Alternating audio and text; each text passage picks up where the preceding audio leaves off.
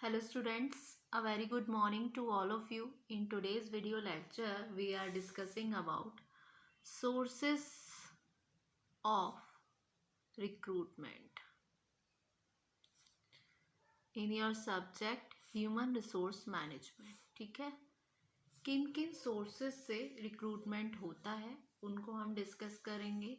अगर हम बात करें सोर्सेस की तो टू टाइप्स के सोर्सेस से रिक्रूटमेंट होता है। एक तो होता है आपका इंटरनल सोर्स, दूसरा होता है आपका एक्सटर्नल सोर्स। ठीक है, सो इंटरनल रिक्रूटमेंट क्या होती है और एक्सटर्नल रिक्रूटमेंट क्या होती है उसको हम डिस्कस करेंगे आज के वीडियो लेक्चर में। सो ऐसे मैं लिख लेती हूँ, following are the sources of recruitment. ठीक है, जैसा कि मैंने अभी आपको बताया, जो फर्स्ट कैटेगरी आती है वो आते हैं आपके इंटरनल सोर्स, या फिर इसको हम इंटरनल रिक्रूटमेंट भी बोल सकते हैं। इसमें इंक्लूड्स रहते हैं आपके इसमें होता है आपका सबसे पहले ट्रांसफ़र का मतलब क्या है, यहाँ पर ये टर्म ट्रांसफ़र कह रही है, इसमें इन्वॉल्व होता है जहाँ पर एक एम्प्लॉय की शिफ्टिंग होती है एक जॉब से किसी दूसरी जॉब में। ठीक है, सो क्या होता है जब transfer at the time of transfer ये इंश्योर कर लिया जाता है कि एम्प्लॉय तो ट्रांसफ़र हो रहा है नई जॉब पर और वो कैपेबल है उस तरीके की जॉब को परफॉर्म करने के लिए। तो एक इंटरनल सोर्स में आपका ट्रांसफ़र आ गया। फिर दूसरा आ जाता है प्रमोशन भी एक तरीके से ट्रांसफ़र है एम्प्लॉय का जॉब में, लेकिन ज़्यादा पैसों में और ज़्यादा एक स्टेटस के साथ ही साथ उसको ज़्यादा रिस्पॉन्सिबिलिटी भी असाइन हो जाती है। ठीक है, हायर पे मिल रहा है, रिस्पॉन्सिबिलिटी भी इंक्रीज हो रही है। सो ये भी आपका एक तरीके से इंटरनल सोर्स का हुआ जो कि है प्रमोशन। तो सबसे पहले ट्रांसफ़र में देख लेते हैं। ट्रांसफ़र का meaning, transfer involves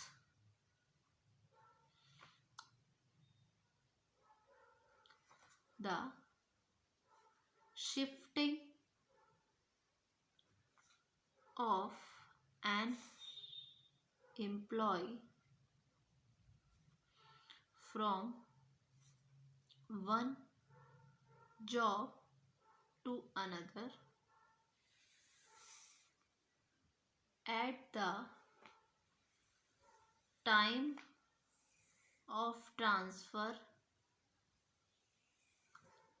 It is ensured that the employees to be transferred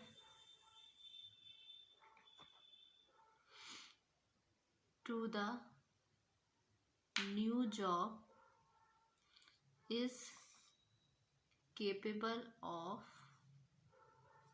performing it.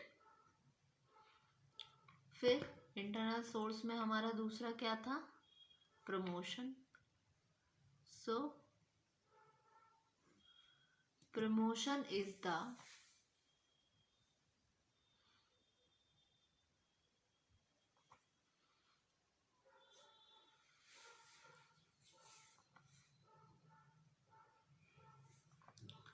transfer of an employee to a job that pays more money or one that enjoy some preferred status। Promotion में क्या involve रहता है आपका, reassignment होता है employ का किसी higher position पर हायर पे के साथ, और साथ ही साथ उसकी रिस्पॉन्सिबिलिटीज़ भी इंक्रीज़ होती हैं और ज़्यादा उसको प्रिविलेज मिलती है, बेनिफिट्स भी उसको ज़्यादा रहते हैं जब हायर पोस्ट पे बंदा जा रहा है। तो मतलब ये इसके फ़ायदे क्या होते हैं इंटरनल सोर्स ऑफ रिक्रूटमेंट की, अगर हम बात की जाए इंटरनल सोर्सेस तो हमने समझ लिया रिक्रूटमेंट का, लेकिन इसके क्या एडवांटेजेस है, क्या मेरिट हो सकते हैं।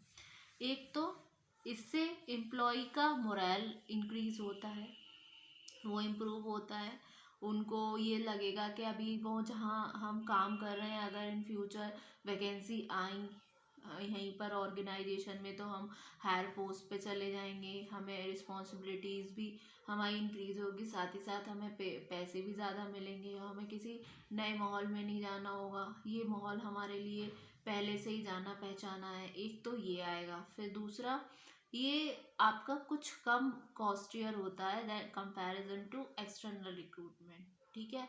और जब ऐसी मेंटलिटी माइंड में रहेगी एम्प्लॉयज़ के कि हमारा तो इसी ऑर्गेनाइजेशन में हो जाएगा, तो क्या है, एम्प्लॉय लॉयल रहेंगे ऑर्गेनाइजेशन को लेकर, उनके मन में एक सेंस आएगा जॉब सिक्योरिटी का, और ये भी आएगी कि इन फ्यूचर उनको अपॉर्चुनिटी मिलेगी ग्रो करने के लिए, उनके खुद के एडवांसमेंट के लिए, ठीक है। सो ये आया आपका इंटरनल सोर्स। फिर दूसरा आता है आपका एक्सटर्नल सोर्स ऑफ रिक्रूटमेंट। इसमें क्या क्या आते हैं इंटरनल सोर्स ऑफ रिक्रूटमेंट में, आइए हम इसमें देख लेते हैं। सबसे पहले आता है आपका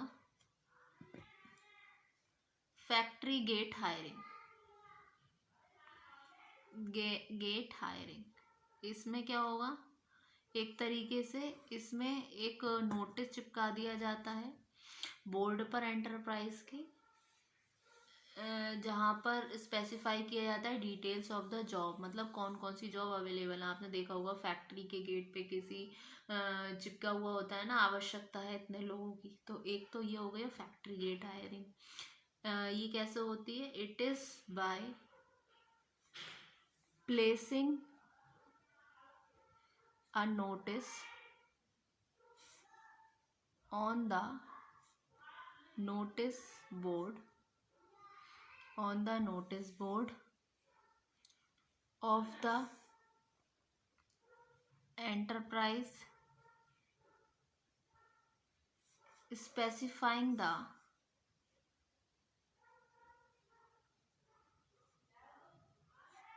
details of the jobs available, ठीक है। दूसरा आता है आपका एडवर्टाइजमेंट। एडवर्टाइजमेंट आप लोकल में दे दो या आप अपने नेशनल न्यूज़पेपर में दे दो कि हमें ऐसे ऐसे पर्सन की ज़रूरत है, ऐसा आता है ना एडवर्टीजमेंट में रिक्रूटमेंट का जो कॉलम आता है, तो एडवर्टाइजमेंट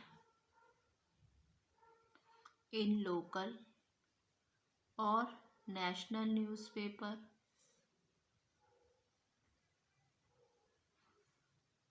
एंड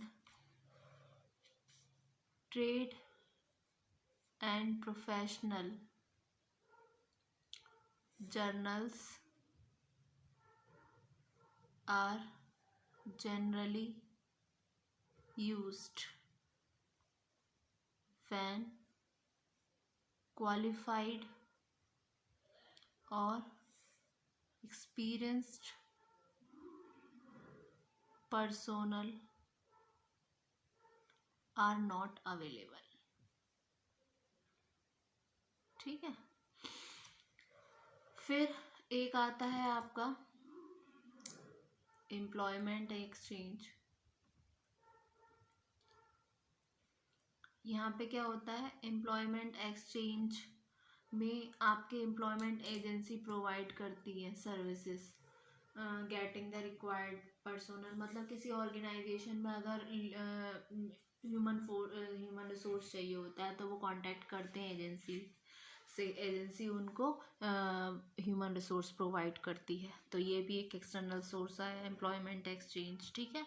फिर नेक्स्ट आता है आपका लेबर कॉन्ट्रैक्ट्स या लेबर कॉन्ट्रैक्टर्स।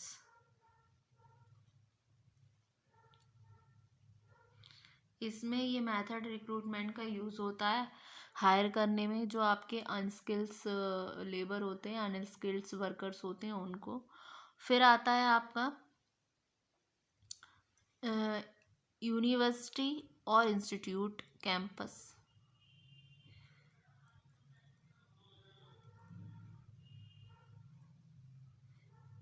इसमें क्या क्या आते हैं, डायरेक्ट रिक्रूटमेंट होती है एजुकेशनल इंस्टीट्यूशन से, देखे हैं ना आपने, किसी इंस्टीट्यूट में जहाँ पर एमबीए बंदा है या फिर बीटेक है, तो रिक्रूटमेंट के लिए प्लेसमेंट होता है, ठीक है। ट्रेनिंग एंड प्लेसमेंट ऑफिसर होते हैं जो कंपनीज़ को इनवाइट करते हैं, वो आते हैं कंपनीज से, हमारे यहाँ स्टूडेंट को पहले से ही प्री प्लेसमेंट ले देते हैं, मतलब उनका कोर्स कंप्लीट होने से पहले ही उनके हाथ में उनका ऑफर लेटर होता है, वो भी अपने हिसाब से इंटरव्यू लेते हैं। रिक्रूटमेंट की उनकी प्रोसेस चलती है, राउंड्स होते हैं जिसमें कुछ रिटन भी होता है, कुछ ओरल बेसिस पर भी होता है, क्वेश्चन एंड आंसर राउंड होते हैं, पूल ऑफ कैंडिडेट मिलते हैं उनको, जो डिज़ायर्ड पर्सन है जो उस पर्टिकुलर जॉब में जाना चाह रहा है वो फॉर्म फिल करेगा, डजेंट मैटर ऑनलाइन हो रहा है या ऑफलाइन हो रहा है, वो सारा अपने कॉलेज के रूल्स के हिसाब से होता है। तो यूनिवर्सिटी और इंस्टीट्यूट कैंपस, तो ये कुछ सोर्सेस होते हैं रिक्रूटमेंट के दो कैटेगरीज के थ्रू, जिसमें हमारी आज के में हमने पढ़ी, एक तो इंटरनल सोर्सेस थे जिसमें इंक्लूड्स हो रहे थे आपके ऑर्गेनाइजेशन अपने अंदर ही सोर्सेस ऑफ रिक्रूटमेंट होता है, जैसे प्रमोशन कर दे अपने एम्प्लॉय का, ट्रांसफ़र कर दे, ठीक है। एक्सटर्नल में आपके वही आते हैं, factory gate hiring, advertisement, employment exchange, labour contractors, university और institute campus. Hope so student आज के वीडियो में आपको इतना समझ आया। Thank you so much.